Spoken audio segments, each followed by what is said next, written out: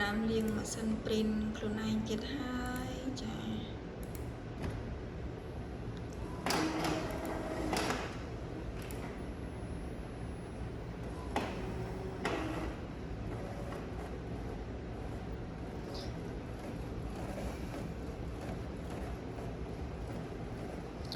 ះ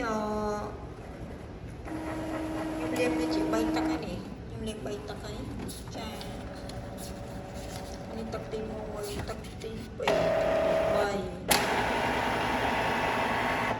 3នេះវាកំពុងតែធ្វើការលាង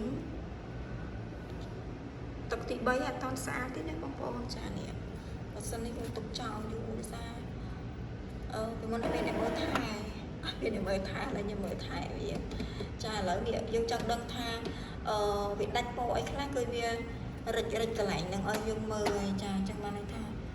ប្រើបានតែ3ពណ៌នេះទេចាពណ៌ក្តារនេះវាប្រើតែបានណាចាពីពណ៌យើងស្អីវាយខេហ្នឹងអញ្ចឹងលុះត្រាតែពណ៌ហ្នឹងលោតពេញគ្រប់ពណ៌ទាំងអស់បានយើងអាចព្រីនចេញមកស្អាតធម្មតាបានគ្រប់ color គ្រប់អីវាហ្នឹងណាចង់សម្រាប់អ្នកគាត់ព្រីនញឹកចាអ្នកគាត់ព្រីនញឹកគឺត្រូវតែលាងឲ្យមួយខែត្រូវតែលាងម្ដងឬក៏2ដងអីចឹងទៅតែយើងប្រើតិចប្រើច្រើនណាបើអ្នកគាត់អត់សូវប្រើតេតអីទេបើសិនជាវាលោតមកពណ៌ពេញ